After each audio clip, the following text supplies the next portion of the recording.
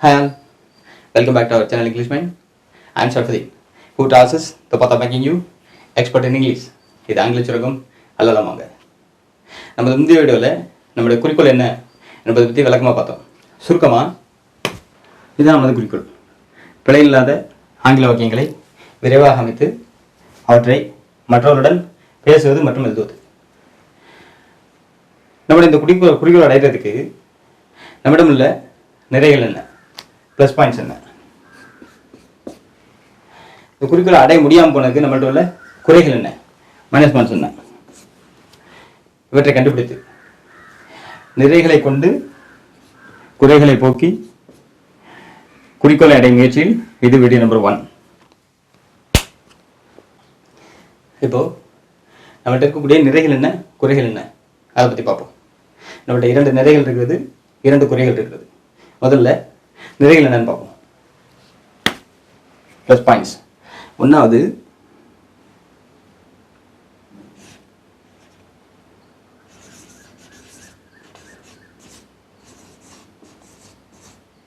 ஆர்வம்.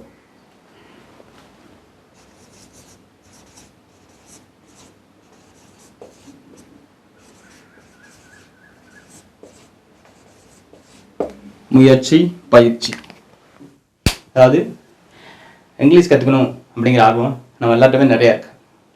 அதுக்காக ஒவ்வொருத்தரும் முடிஞ்ச அளவுக்கு முயற்சிகள், பயிற்சிகள் எல்லாமே செய்கிறோம். அதுதான் நம்மகிட்ட இருக்கக்கூடிய முதலாவது மிகப்பெரிய ப்ளஸ் பாயிண்ட். ரெண்டாவது,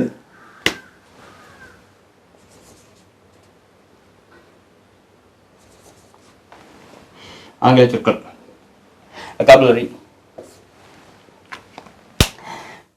அதாவது ஆங்கில சொற்கள் நம்ம எந்த அளவுக்கு தெரிஞ்சு வச்சுருக்கோம் அப்படின்னா, எக்கச்சக்கமாக பெரிய அளவுக்கு தெரியலைனாலும் அன்றாட வாழ்க்கையில் பேசுகிற அளவுக்கு தேவையான ஆங்கில சொற்கள் எல்லாருமே தெரிஞ்சு வச்சுருக்கோம். இப்படியாக நம்மிடமுள்ள இந்த ஆங்கிலம் கற்றுக்கொள்ள வேண்டும் என்ற ஆர்வத்தை வச்சு ஒவ்வொருத்தரும் பலவிதமாக முயற்சிகள் செஞ்சும், நீண்ட காலமாக பல வருஷங்களாக முயற்சி செஞ்சும், தேவையான ஆங்கில சொற்கள் கையில் இருந்தும் தப்பில்லாமல் ஒரு ஆங்கில வாக்கியத்தை நம்மளால் அமைக்க முடியலை. பேச சொன்னால் தயங்குறோம், எழுத சொன்னால் தடுமாறுறோம். ஏன் இந்த தயக்கம் தடுமாறுறோம்? காரணம் என்ன? நல்லா யோசிச்சு பார்த்தோம்னா நம்மள்ட்ட 2 குறைகள் இருக்கே தெரிய வரும். அவைகளில் முதலாவது, ஆங்கில வாக்கிய அமைப்பு முறை தெரியாதது, இங்கிலீஷ் சென்டென்ஸ் ஸ்ட்ரக்சர் தெரியாது. ரெண்டாவது, ஒரு வெர்பின் பல்வேறு வடிவங்களும் அவற்றின் பயன்பாடுகளும் தெரியாதது. தமிழில் வினை திரும்பு முறைன்னு சொல்கிறது, இங்கிலீஷில் கான்ஜுகேஷன். இதுதான் நம்மள்ட்ட உள்ள குறைகள். எவ்வாறு ஓட்டக்கூடத்தில் தண்ணீர் நிரப்ப முடியாதோ அது மாதிரி இந்த குறைகள் இருக்க வரைக்கும் நம்மளோட குறிக்கோளை அடைய முடியாது. செக்கு மாடு சுற்றிட்டே வரும், ஆனால் ஊர் போய் சேராது. அது மாதிரி தான் இந்த குறைகள் நம்மள்ட்ட இருக்க வரைக்கும் நம்மளுடைய நோக்கத்தை அடைய முடியாது. அப்போ இந்த குறைகளை போக்குறதுக்கு நம்மள்ட்ட இருக்கக்கூடிய ஒரே ஆயுதம் இந்த நிறைகள் தான். அதனால் இந்த ஆயுதத்தை நம்ம பட்டதட்டி ஆர்வத்தை குறையாத ஆர்வமாச்சு, முயற்சி இடைவிடாத முயற்சியாச்சு, பயிற்சியை முறையான பயிற்சியை மாற்றிட்டோம்னா இந்த ஆயுதத்தை கொண்டு இந்த குறைகளை செதுக்கி நமக்குள் இருக்கும் ஆங்கில ஆற்றல் மிக்க மனிதரை வெளியே கொண்டு வந்து விடலாம். பிறகு உங்களுக்கு எல்லையிட மகிழ்ச்சி, அளவில்லா சந்தோஷம். எனக்கு அதை விட ஒரு படி மேலே மகிழ்ச்சி, சந்தோஷம்லாம் அதிகமாக இருக்கும். ஏன்னு சொன்னால் உங்களோட குறிக்கோள் அடைவதற்கு இங்கிலீஷ் மைண்ட் கருவியாக உங்க கூடவே துணை நிற்கிறது அல்லவா? அதனால் இப்போது நமது நிறைய குறைகள் என்ன, குறிக்கோள் அடைவதற்கு நம்ம என்ன செய்யணும் எல்லாம் நமக்கு தெளிவாக தெரிஞ்சு போச்சு. நம்மளோட அடுத்த வேலை இந்த குறைகளை போக்குறது. இந்த வீடியோவில் நம்ம பார்க்க போகிறது ஆங்கில வாக்கிய அமைப்பு முறை, இங்கிலீஷ் சென்டென்ஸ் ஸ்ட்ரக்சர். இப்போ நம்ம பார்க்க போகிறது இங்கிலீஷ் சென்டென்ஸ் ஸ்ட்ரக்சர், ஆங்கில வாக்கிய அமைப்பு முறை.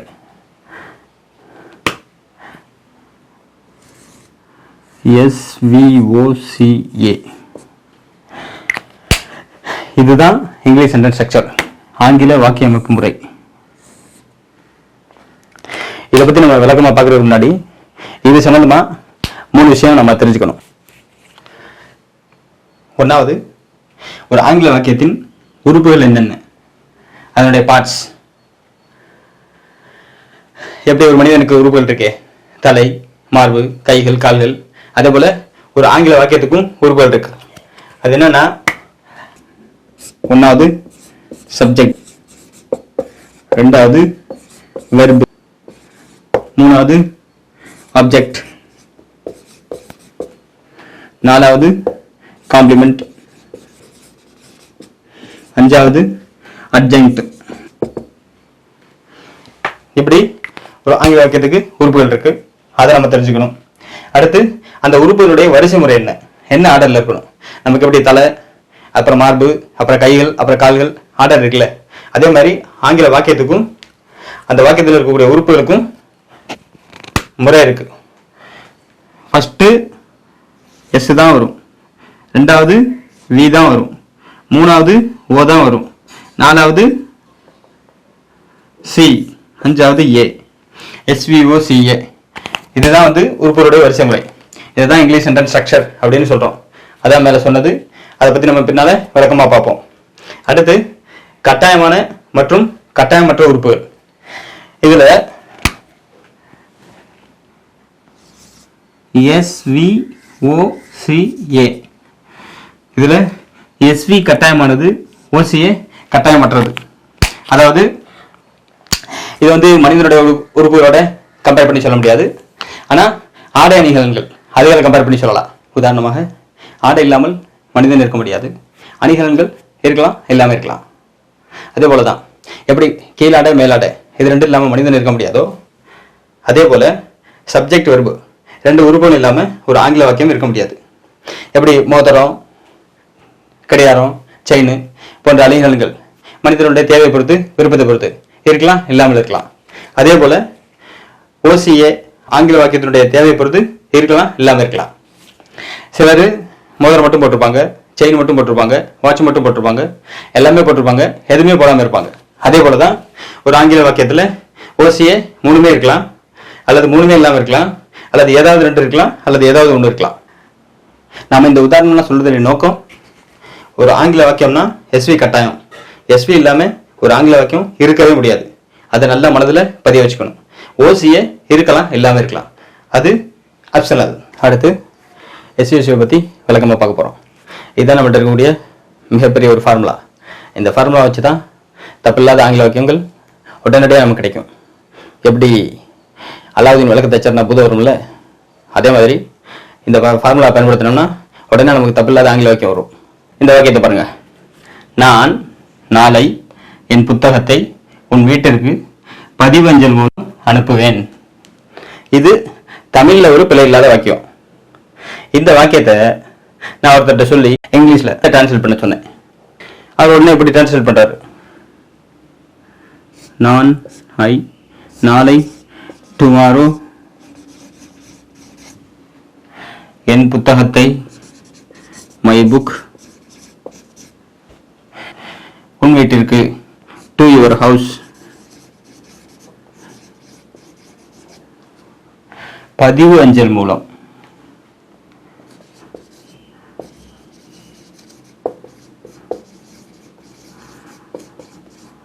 பை ரிஜிஸ்டர் போஸ்ட் அனுப்புவேன், சென்ட் அப்படின்னு டிரான்ஸ்லேட் பண்ணிட்டாரு. இந்த வாக்கியம் எப்படி இருக்கு? I tomorrow my book to your house by register post send.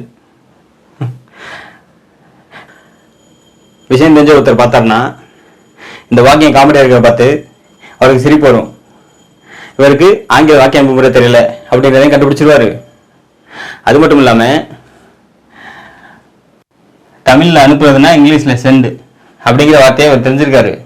ஆனா அனுப்புவேன், நாளை அனுப்புவேன் அப்படின்னு வருங்காலத்துல சொல்றதுக்கு வில் சென்ட் அப்படின்னு போடாம வெறுமனே சென்ட்னு போட்டிருக்காரு.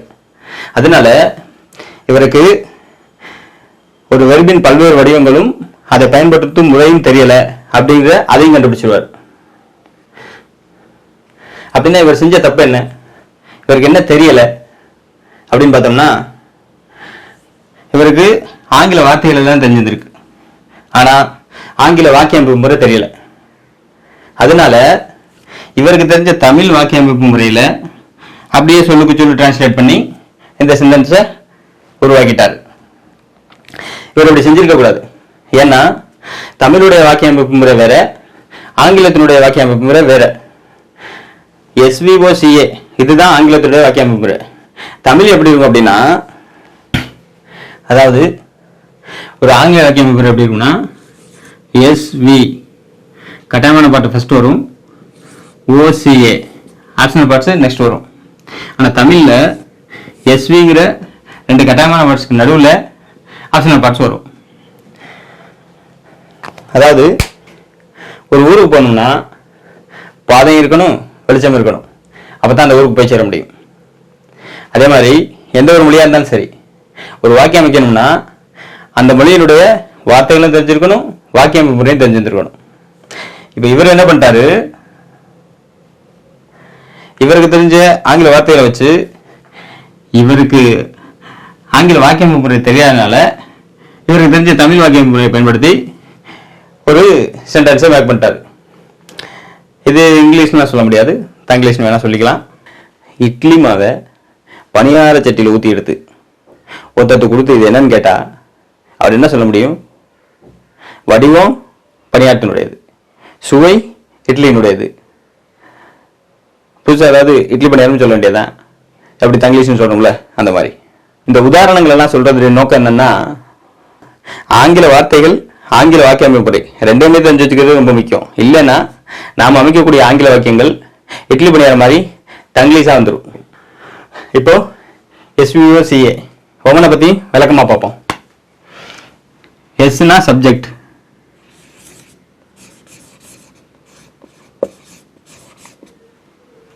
வி வெர்ப்,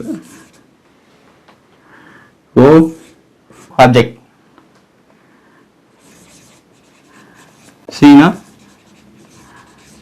காம்ப்ளிமெண்ட், ஏனா அட்ஜங்க்ட். சப்ஜெக்ட்னா என்ன, வெர்புனா என்ன, ஆப்ஜெக்ட்னா என்ன, காம்ப்ளிமெண்ட்னா என்ன, அட்ஜங்க்ட்னா என்னன்னு பார்ப்போம். ஒரு வாக்கியத்தில் யார் அல்லது எதுன்னு கேள்வி கேட்டு பதில் வந்தா அது சப்ஜெக்ட். என்ன செயல், செயல் என்னன்னு கேள்வி கேட்டு பதில் வந்தா அது வெர்ப். யாரை அல்லது எதை என்று கேள்வி கேட்டு பதில் வந்தா அதுதான் ஆப்ஜெக்ட். யாராக அல்லது என்னவாக அப்படின்னு கேள்வி கேட்டு பதில் வந்தா அதுதான் காம்ப்ளிமெண்ட். எங்கே, எப்படி, எப்போது இது போன்ற கேள்விகளுக்கு பதில் வந்தா அதுதான் அட்ஜங்க்ட். அந்த பையன் இப்பொழுது தனது ஓவிய ஏட்டில் ஒரு அழகான படம் வரைந்து கொண்டிருக்கிறான். இது ஒரு தமிழ் சென்டென்ஸ். இதை இங்கிலீஷ் சென்டென்ஸா டிரான்ஸ்லேட் பண்ணணும்.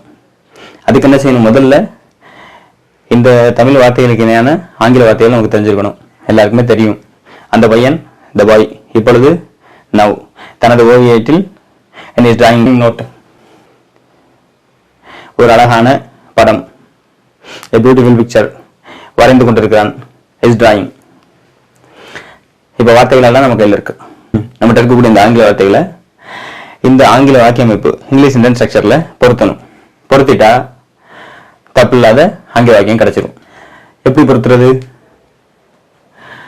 எஸ்யூஓசிஏ இந்த வரிசையில கேள்விகளை கேட்டு நம்மகிட்ட இருக்கக்கூடிய ஆங்கில வாக்கியங்களை அதே வரிசையில பொருத்திட்டோம்னா சரியான ஆங்கில வாக்கியம் கிடைச்சிடும். இப்போ இந்த வரிசையில கேள்விகளை கேட்போம். அப்படி கேள்வி கேட்கும்போது நம்ம ஒரு விஷயத்தை நினைவு கொண்டு வருவோம். கொஞ்சம் முன்னால பார்த்துருக்கோம்ல, சப்ஜெக்ட் இருக்கும் இந்த வாக்கியத்தில் கண்டிப்பாக இருக்கும், நமக்கு கிடைச்சிடும். ஆனால் ஆப்ஜெக்ட், காம்ப்ளிமெண்ட், அட்ஜெக்ட் அதுக்குள்ளே இருக்கலாம், எல்லாமே இருக்கலாம்.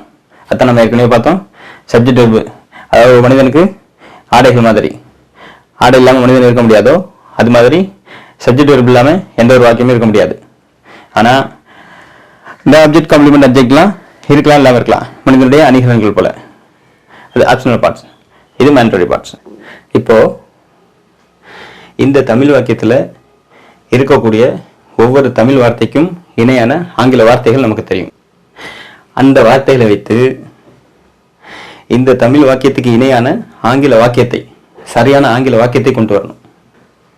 அதுக்கு என்ன செய்யணும்னா, நாம இந்த வரிசையில கேள்விகளை கேட்டு வரக்கூடிய ஆங்கில வார்த்தைகளை வரிசையாக எழுதிவிட்டால் சரியான ஆங்கில வாக்கியம் கிடைத்துவிடும். இந்த தமிழ் வாக்கியத்துக்கு இணையான சரியான ஆங்கில வாக்கியம் கிடைத்துவிடும். இப்ப கேள்விகளை கேட்டு அந்த வரிசையில வார்த்தைகளை அமைத்து ஆங்கில வாக்கியத்தை கொண்டு வருவோம்.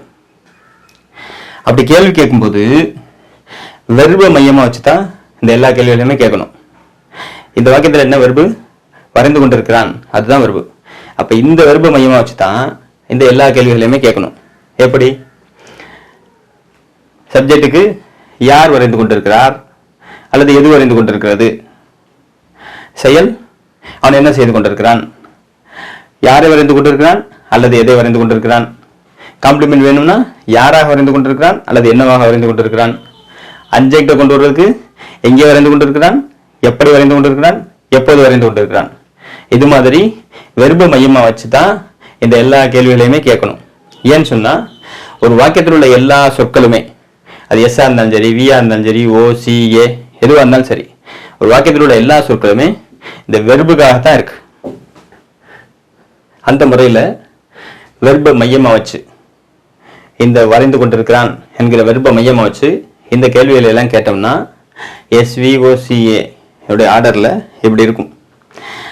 ஃபர்ஸ்ட் சப்ஜெக்டுக்கு யார் வரைந்து கொண்டிருக்கிறார், யார் வரைந்து கொண்டிருக்கிறார் அல்லது எது வரைந்து கொண்டிருக்கிறது. இது மனிதர்களுக்கு, இது மற்றவர்களுக்கு. இங்கே வரைந்து கொண்டிருக்கிறது அந்த பையன், அதனால யார் வரைந்து கொண்டிருக்கிறார் என்பதாக கேள்வி வரும். அதுக்கான பதில் அந்த பையன் வரைந்து கொண்டிருக்கிறான். அந்த பையன், the boy. அடுத்த கேள்வி வெர்புக்கு. அவன் என்ன செய்து கொண்டிருக்கிறான், அவன் வரைந்து கொண்டிருக்கிறான், வரைந்து கொண்டிருக்கிறான். he is drawing. அடுத்து ஆப்ஜெக்ட். யாரை வரைந்து கொண்டிருக்கிறான், எதை வரைந்து கொண்டிருக்கிறான். ஒரு அழகான படம் வரைந்து கொண்டிருக்கிறான். எதை வரைந்து கொண்டிருக்கிறான், ஒரு அழகான படம், ஒரு அழகான படத்தை வரைந்து கொண்டிருக்கிறான். ஏன், a beautiful picture.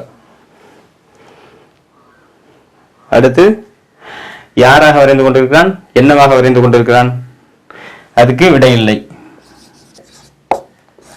நம்ம தான் ஏற்கனவே பார்த்துருக்கோமே, சப்ஜெக்ட் வெர்பு இது ரெண்டு தான் ஒரு வாக்கியத்தில் மேண்டரி பார்ட்ஸ் கண்டிப்பாக இருக்கிறது. இந்த ஆப்ஜெக்ட் காம்ப்ளிமெண்ட் அப்ஜெக்ட்லாம் இருக்கலாம், இல்லாமல் இருக்கலாம். அதனால எந்த ஒரு வாக்கியத்தை அமைச்சு பார்த்தீங்கன்னாலும் எஸ்வி கண்டிப்பாக ஆன்சர் வந்துடும். மற்றவர்களுக்கு இருக்கலாம், இல்லாமல் இருக்கலாம்.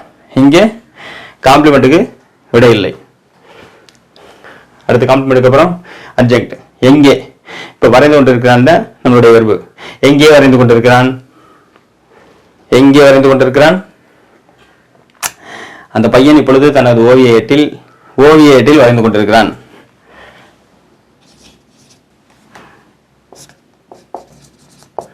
in his drawing note. எப்படி வரைந்து கொண்டிருக்கிறான். அடுத்த கேள்வி, எப்படி வரைந்து கொண்டிருக்கிறான். அந்த பையன் இப்பொழுது தனது ஓவிய ஏட்டில் ஒரு அழகான படம் வரைந்து கொண்டிருக்கிறான். எப்படி வரைந்து கொண்டிருக்கிறான், விடை இல்லை.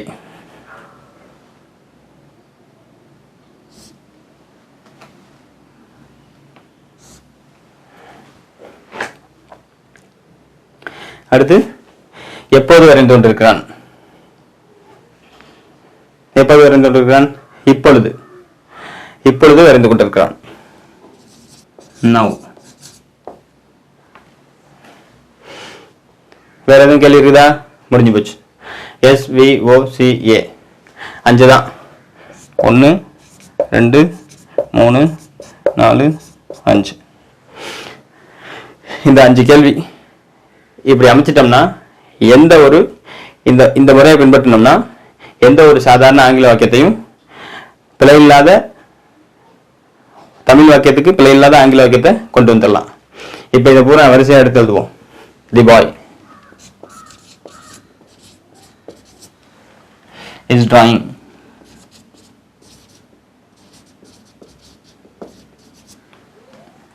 A beautiful picture.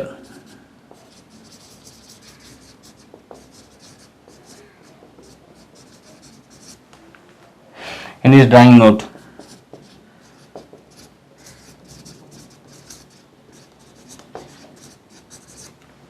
Now.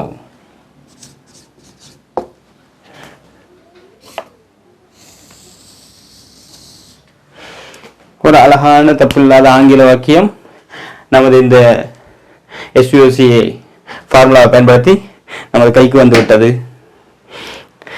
The boy is drawing a beautiful picture and is drawing note now. இப்போ அந்த உதாரணத்தை பார்ப்போம். SVOCA முறை தெரியறதுக்கு முன்னாடி தவறாக வந்த அந்த ஆங்கில வாக்கியம் இப்போ இந்த முறையை பின்பற்றும் போது எப்படி சரியான வாக்கியம் கிடைக்கிறது என்பதை பார்ப்போம். இப்போ முதல்ல சப்ஜெக்ட் யார், வெர்பு என்ன, அனுப்புவேன். அதை மையமாக வச்சு இந்த கேள்வியை கேட்போம்.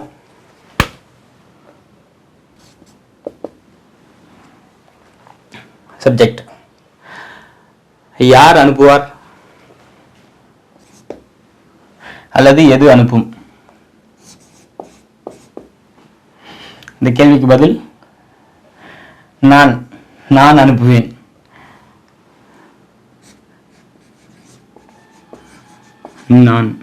நான் ஐ. ஒன்று முடிஞ்சு. ரெண்டாவது வெர்ப் செயல். சப்ஜெக்ட் யாரு? நான். அப்ப நான் என்ன செய்வேன் அப்படின்னு கேட்கணும்.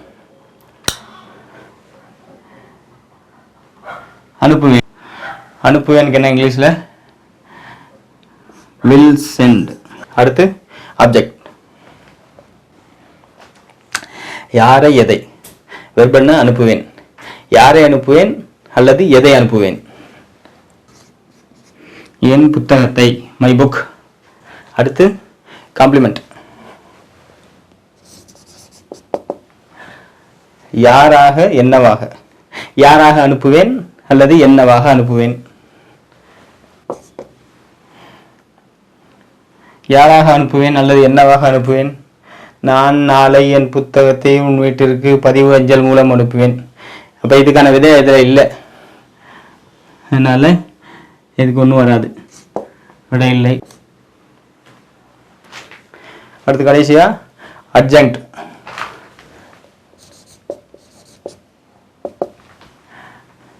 எங்கே, எப்படி, எப்போது. எங்கே அனுப்புவேன், எப்படி அனுப்புவேன், எப்போது அனுப்புவேன்.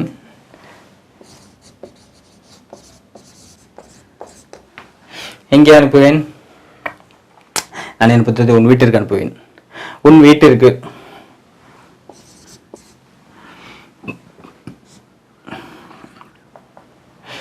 To your house. எங்கே அனுப்புவேன். அதுக்கப்புறம் எப்படி அனுப்புவேன். எப்படி அனுப்புவேன்? பதிவஞ்சல் மூலம் அனுப்புவேன். பதிவஞ்சல் மூலம். அப்போ பை ரெஜிஸ்டர்டு போஸ்ட். அடுத்தது எப்போது அனுப்புவேன். எப்போது அனுப்புவேன்? நாளை. நாளை அனுப்புவேன். டுமாரோ.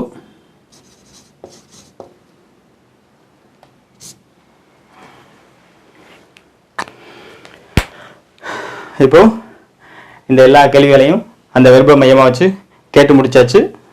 நமக்கு கிடைத்த பதில்கள் இது. இதையெல்லாம் ஒன்று சேர்த்தோம்னா சரியான ஆங்கில வாக்கியம் கிடைத்துவிடும். இங்கே சேர்ப்போம். ஃபர்ஸ்ட் ஐ வில் சென்ட்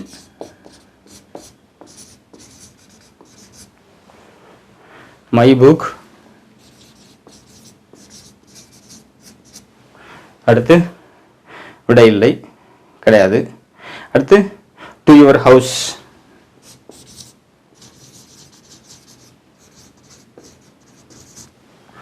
அடுத்து by registered post.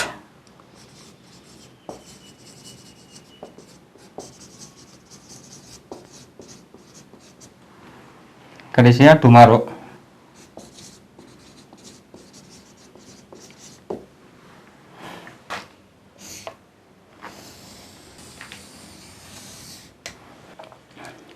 I will send my book to your house by registered post tomorrow. இதுதான் சரியான ஆங்கில வாக்கியம் நமக்கு கிடைத்துவிட்டது. ஃபர்ஸ்ட் சப்ஜெக்ட் இருக்கு, அடுத்த will send verb இருக்குது, அடுத்த ஆப்ஜெக்ட் மை புக், எதை அனுப்புவேன், என்னுடைய புத்தகத்தை. அடுத்து காம்ப்ளிமெண்ட் இங்கே கிடையாது. அடுத்து எங்கே, எப்படி, எப்போது. எங்கே டு யுவர் ஹவுஸ், உன் வீட்டுக்கு. எப்படி பை ரிஜிஸ்டர் போஸ்ட், பதிவஞ்சல் மூலம். எப்போது டுமாரோ, நாளைக்கு. அடுத்த ஒரு சின்ன வாக்கியம், இதை விட சின்ன வாக்கியம் இருக்கவே முடியாது. ஒரு மயில் ஆடுகிறது. சப்ஜெக்ட் என்ன? எது ஆடுகிறது? மயில். ஒரு மயில். ஏன் பீகாக், ஏ பீகாக். வெர்பு செயல், மயில் என்ன செய்கிறது? ஆடுகிறது. டான்சஸ் சேர்த்து எழுதணும்னா a peacock dances.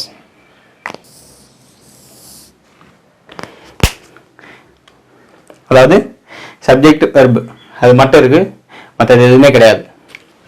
அடுத்து இதுவரை நம்ம கற்றுக்கிட்டதை வச்சு ஒரு 50 சென்டென்ஸ் 100 சென்டென்ஸ் ஒர்க் அவுட் பண்ணி பார்த்தோம்னா இந்த SVOCA முறை நமக்கு எளிதாக பிடிபட்டுவிடும். 50 சென்டென்ஸ் 100 சென்டென்ஸ் உருவாக்குறதுக்கு 50 நாள் 100 நாள்லாம் ஆயிடாது. அதிகபட்சமாக போச்சுன்னா 2 மணி நேரம். இப்போ உட்காந்தாலே 2 மணி நேரத்தில் முடிச்சிடலாம். அது நமக்கு மேலும் மேலும் கற்றுக்கிறதுக்கு, மேலும் மேலும் முன்னேறதுக்கு ஒரு பெரிய எனர்ஜெட்டிக் டானிக்காக இருக்கும், ஒரு பெரிய புத்துணர்ச்சி தரும். இப்போ நம்ம எதுக்காக முயற்சி செஞ்சுட்டு இருக்கோமோ அந்த குறிக்கோள் அடைவதற்கு இது பெரிய துணையாக இருக்கும். உறுதியோடு செயல்படுவோம். அது மேலும் இது சம்பந்தமாக மேலும் உங்களுக்கு ஹெல்ப்பாக இருக்கணும் அப்படிங்கிறதுக்காக இன்னொரு 10 எக்ஸாம்பிள்ஸ் நம்மளுடைய வீடியோ நம்பர் 1 பார்ட் 2 அடுத்து வர இருக்கிறது. தொடர்ந்து ஆங்கில சுரங்கத்திலிருந்து அழுவதற்காக அடுத்த வீடியோவில் சந்திப்போம்.